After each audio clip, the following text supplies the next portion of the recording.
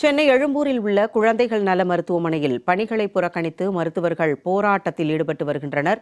இதுகுறித்து செய்தியாளர் லாவண்யா நேரலையில் வழங்கும் தகவலை இப்போது பார்க்கலாம். லாவண்யா, வணக்கம். லாவண்யா, போராட்டம் குறித்தான விவரங்களை பதிவு செய்யுங்க.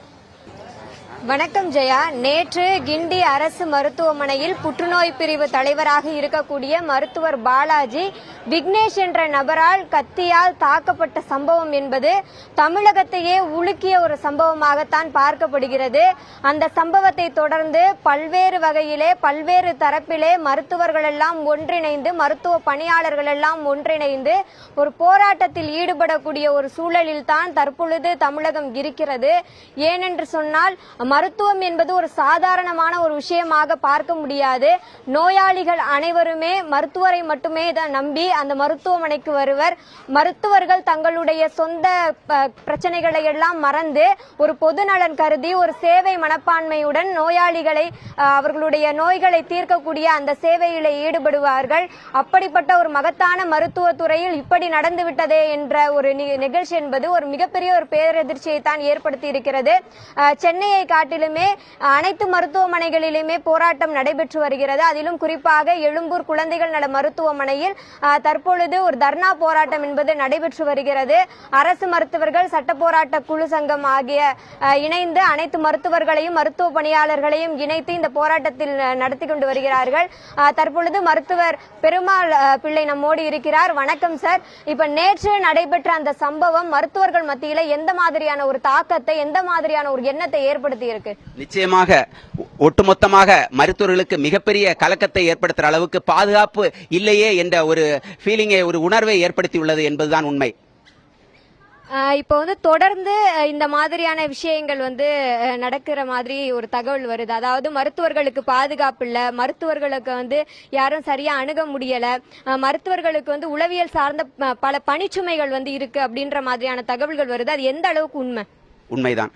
ஏனென்றால் இன்று மருத்துவர்களுக்கு பணிச்சுமை மிக மிக அதிகமாக உள்ளது. குறிப்பாக திமுக ஆட்சி அமைந்த பிறகு எத்தனையோ புதிய திட்டங்களை அறிமுகப்படுத்துகிறார்கள். புதிதாக மருத்துவக் கல்லூரிகள், மருத்துவமனைகள், ஆரம்ப சுகாதார நிலையங்கள் துவக்கப்பட்டுள்ளன. அதே நேரத்தில் அதற்கு ஏற்றாற் போல கூடுதலாக மருத்துவர்கள், செவிலியர்கள் மற்றும் மருத்துவ பணியாளர்கள் உருவாக்கப்படவில்லை. மேலும் ஏற்கனவே இருக்கின்ற பணியிடங்களே காலியாக உள்ளன. 18,000 அரசு மருத்துவர்களில் கிட்டத்தட்ட 5,000 இடங்கள் காலியாக உள்ளன. இந்த நேரத்தில் புதிதாக திட்டங்கள், இதை தவிர சிஎம் ஹெல்த் இன்சூரன்ஸ், இப்படி எல்லாவற்றிலும் எங்களுக்கு பணிச்சுமை மேலும் மேலும் அதிகரிக்கப்பட்டுள்ள இந்த நேரத்தில் நோயாளிகளுக்கு எங்களால் இயன்ற அளவுக்கு சிகிச்சை அளித்து வருகின்றோம்.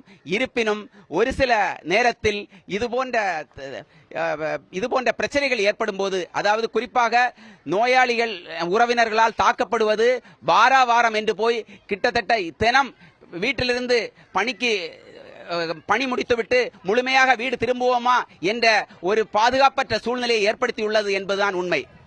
இப்போ நோயாளிகள் தரப்பையும் நம்ம பார்க்க வேண்டிய ஒரு சூழல் இருக்கு. மருத்துவர்கள் சரியா நோயாளிகளை அணுகிறதில்ல, தேவையில்லாத வார்த்தைகளை பேசுறதாகவும் மரியாதை குறைவா நடத்துறதாகவும் நோயாளிகளினுடைய அந்த நோய் சார்ந்த பல கேள்விகளுக்கு பதில் அளிக்க தவறுவதாகவும் ஒரு குற்றச்சாட்டும் இருக்கு. அந்த குற்றச்சாட்டுக்கு என்ன பதில் சொல்றீங்க? இல்ல, இது ஏற்றுக்கொள்ள முடியாது. அந்த மாதிரி எந்த மருத்துவருமே நடந்து கொள்ள மாட்டோம்.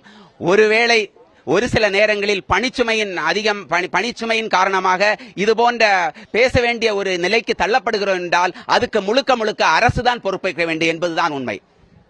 தொடர்ந்து மருத்துவருக்கு இப்படி ஏற்பட்ட ஒரு விஷயம் என்பது தமிழகம் முழுவதுமே ஒரு பேரதிர்ச்சியை தான் ஏற்படுத்தி இருக்கு. அப்ப மருத்துவர் சங்கம்லாம் சேர்ந்து போராட்டத்தில் ஈடுபட்டு இருக்கீங்க. உங்களுடைய தலையாய கோரிக்கை என்னவா இருக்கு? முதலில் எப்படி சுகாதாரத்துறையில் தமிழகம் முன்மாதிரி மாநிலமாக சொல்லப்படுகின்றதோ, நம்முடைய முதல்வர் முதல் கொண்டு அனைவரும் பெருமையாக சொல்கிறார்களோ, அதை போல மருத்துவர்களின் பாதுகாப்பிலும் தமிழகம் முன்மாதிரி மாநிலமாக உள்ளது என்று சொல்லும் வகையில் பாதுகாப்பை உறுதிப்படுத்த வேண்டும். அதற்கு முதலில் ஒவ்வொரு அரசு மருத்துவமனையிலும் போலீஸ் பூத் அமைக்க வேண்டும். அடுத்ததாக சிசிடிவி கேமராக்கள் போதிய அளவுக்கு அமைக்க வேண்டும். மேலும் செக்யூரிட்டி எனப்படும் காவலர்களை போதுமான எண்ணிக்கையில், அதுவும் அந்த காவலர்கள் கிட்டத்தட்ட 40 வயது 45 வயதுக்கு உட்பட்டவர்களாக இருக்க வேண்டும். முடிந்தால் retired military officers, military policeman அந்த மாதிரி ஆளுங்களை வைத்து எங்களுக்கு ஒரு வலிமையான பாதுகாப்பை உறுதிப்படுத்த வேண்டியது அரசின் கடமை.